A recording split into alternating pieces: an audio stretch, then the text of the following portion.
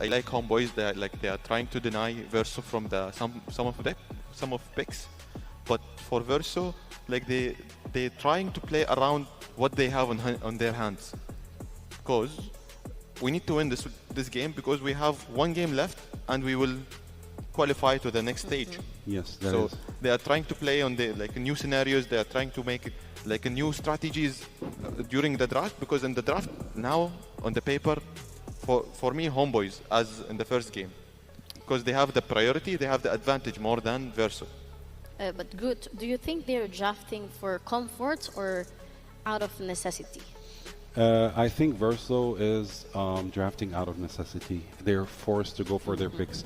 Although, on the other hand, there is one pick from Homeboys which is going to be a problem for Homeboys themselves, which is Selena. Selena is going to have a very hard time with Claude and with Eve because they're using their purify skills. And we have crowd control heroes which are supporting Claude and Eve also. So I don't know what is Selena going to do this match? And Izanami needs to be out of this world to come up with something to face the picks from Verso, to be honest with you. So I don't know. I'm excited to see what Selena is going to do this match in front of Verso. We will see early tempo from Homeboys and we will see late games from Verso. That is very true, yes. Yeah, this is where the drafts either become very clean or very forced.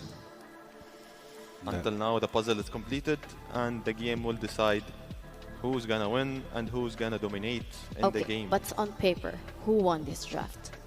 For me, Homeboys. For me, it's Verso. Oh, For now, me, it's Verso. now we are different. Yeah. So yeah, we're excited to see what's going to happen the next match between Verso and Homeboys, and I'm excited to see what's going to happen. You know, in those 10-15 minutes, I would say the next 10-15 minutes in this match. Who will it be? Verso for you, Verso, right? yeah. And we have Homeboys. Homeboys. Yeah. What about you? I'm gonna play it safe. All right, no, fair Who's enough. gonna win? She will cheer for us. Yeah. All right, drafts are locked in, heroes are selected, and it's time to see if the preparation pays off. Let's send it back to our casters for game number 2. Here we are. Game number 2 of this best of 3 series already. Boros starting to pressure Daniel. And Daniel gets out, but my oh my, a Fredrin versus a Benedetta jungle.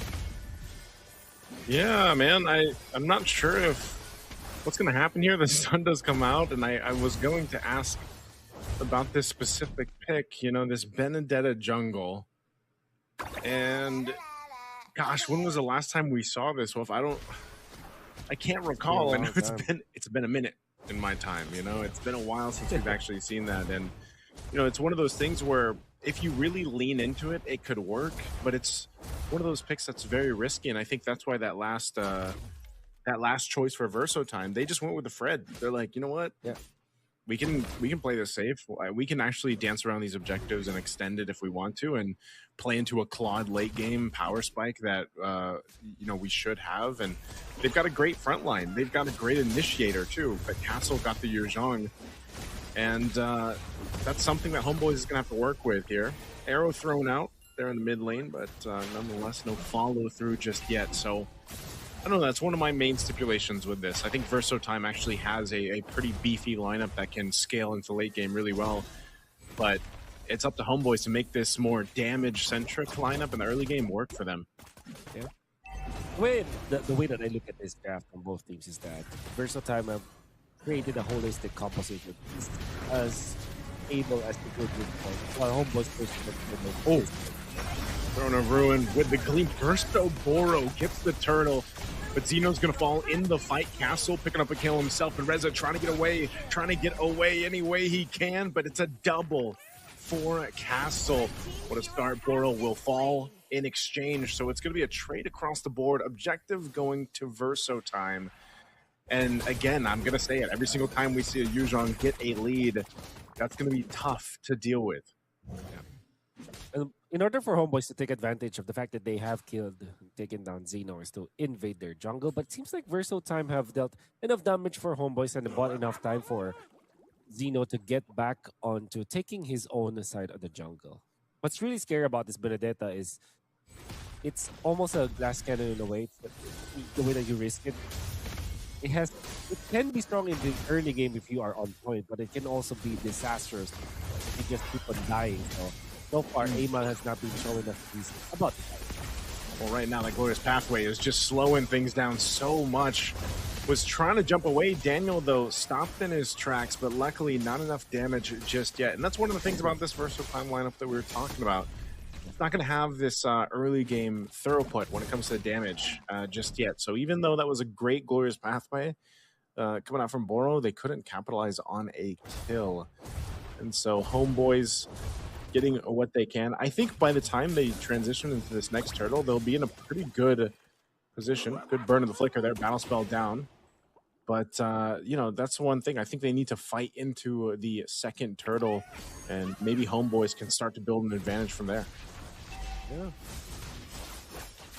You see that eventually, yeah, that's what I'm talking about. Like invasion coming from Aima. I think this is good. This is the way they can play this game. Be oppressive, be invasive with versatile time.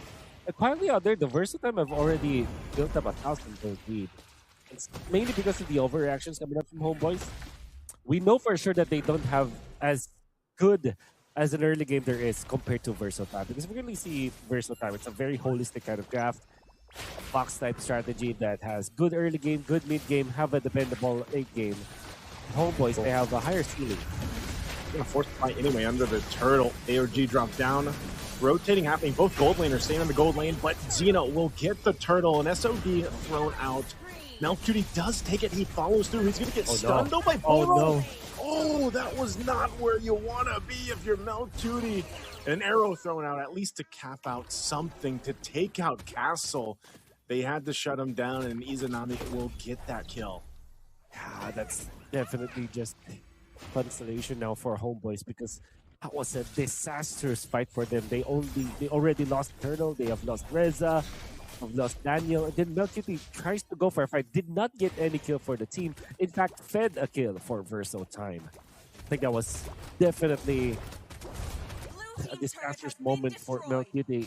The fact that he is a Moskov that does not actually have to go for fights. I mean, you're happy if you can land the SOD and maybe get a kill afterwards, or safely get some pickups. But if you're risking your life by giving away your lane to your opposing marksman as well, really not doing a great job, and Melcutie has to really make up for that. Homeboys have lost so much ground in the first 5 minutes because of their bad decisions.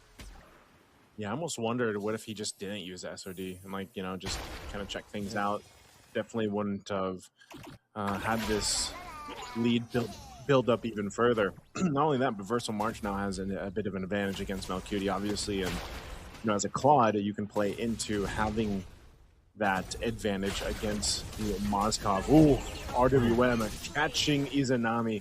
Great usage here for Kojic to use that ultimate to capitalize on a kill. Wow. Amal might be in trouble. What a petrify! Black Dragon Form going to be used too, and he tries to go and fight this in a 2v1, but Amal will fall as well. Reza, too late to this fight, might just be able to go ahead and stall out that push on the tier 1 top. But Turtle's up, and Verso Time balloons the lead nearly to 4,000 gold. How about that juggle coming up from Xeno as well as Castle?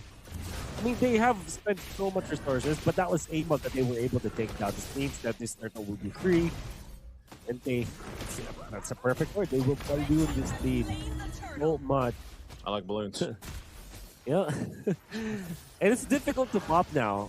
I mean, they do have this Benedetta, but it seems like it's not making the right place now, Homeboys.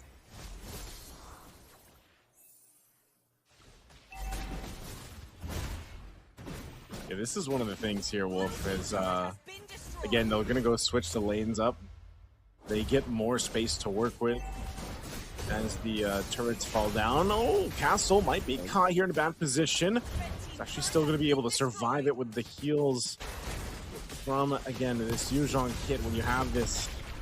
And it helps so much when you have this type of lead, this kind of power in the early game. Now in the mid lane, he's caught once again. Daniel trying to get away, but he can't survive it.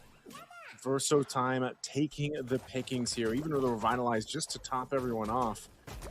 And also Versatile, they'll make their way towards another turret if they can get this. If they get the tier 1 turret down in the mid, it's almost nearly a free positioning to deal with the next Lord when it comes up at the first Lord. Wow. You're going to fight for it. That's exactly what they want to do. Like Dragon Form already going to be used. Amal trying to get to the defense, trying to disengage Reza as well. No one falls. A bit messy, and at least up top, Melcury will be able to push in a turret up top. The tier 1 finally falls. Looked to be a really good pincer coming out from Verso time. Members of Homeboys were just mobile enough and tanky enough to get out of there. Good news, like I said, Melcury is able to farm up top. However, Zeno already prepared for the storm. Chastise Pauldron is the second item for Zeno. I wonder if he has his blade armor up right now, because if you combine those two items together, now that is an anti-Moskov item set for Zeno. Zeno does not need to really counter the Moskov as of this moment, because the Moskov is not hitting him anyways, but they have prepared for it. And I wonder if Homeboys themselves are going to punish that. Maybe they can allocate magic damage against Zeno if they can. But let's see. Fighting for this Lord here. They're going to keep Melcury down there. Castle is there as well. Not sure if he's actually going to try to force that fight in the 1v1. It looks like he is going to go for the fight anyway. An SOD thrown out. It's going to miss, though. Lord's going to go for the reset, and Daniel is gone. The Black Dragon form is going to be used. Melcury is going to lose this 1v1 unless he gets away, and that he does, but his team is getting decimated on the other side of the map as a triple for Verso March. And Verso Time will now make their way to go ahead and solidify this Lord take, as Izanami can only just throw out Abyssal Arrows to stop Verso Time from going further. Homeboys might not have faced the Dragon Yu Zhong in that Lord fight, because Melcury was fighting up against Castle. Almost died, but fortunately had to flicker. Even after the ultimate and Petrify commitment from Castle was scary that he did not land the SOD, so he cannot get out from the Yu Zhong, but eventually he was able to get out. However, Homeboys, they were taking care of this Fredrin, but they forgot how to control March. March had a triple against Homeboys, and there's so much damage that's coming out from this Cloud already. At 10 minutes in, I would wager he has his ultimate, his 3-item power spike already available. The fact that he was able to take on Reza, and honestly, this Cloud pick coming up from Verso Time is just paying so much dividends. It has good scaling, great damage profile against Homeboys. Daniel should be able to get away if he has to burn the AOG, and that he does. Chasing him down, they'll get a flicker out from Reza. Right now, Verso Time playing with his 7,000 gold lead. They'll take what they want in the tier 2s. Shields are up. They're going to pop here in the mid and the bottom, and Lord makes its way up top as Verso Time gets ready to potentially end the game with this type of lead, this type of push. I'm not sure if Homeboys is even ready in fighting form to deal with this. Daniel again getting shredded down, and whoa! Goodbye, Amal. He jumps into his own death. The Lord's going to charge into the turret. The mid's already going to fall. Castle leading charge once again with the Glorious Pathway step down. Daniel taking the brunt of the damage. The waves are cleared, though. So at least this, but the push in the bottom. Can they continue on with just one cart minion? Versatile might give this a try. Another wave in the mid, pushing Daniel once again. Being brought low. AOGs have found to heal up, and Melcury as well. Base takes a little bit of damage here. Black Dragon form going to be used. They're going to push him off the base. Verso Time sees the win in sight, but they have to manage these waves as Daniel's gone. They get a huge setup, though, but a Blazing Duet's going to be used, and now Amal cleans up Castle. Can he get more? It's already going to be fought for. Amal falls down, unfortunately, and Verso Time sees the win. They're going to go for it. They're going to do it in a flashy way, potentially taking out Izanami, but the waves will push in, and that will be a sweep for Verso Time. A one-sided game.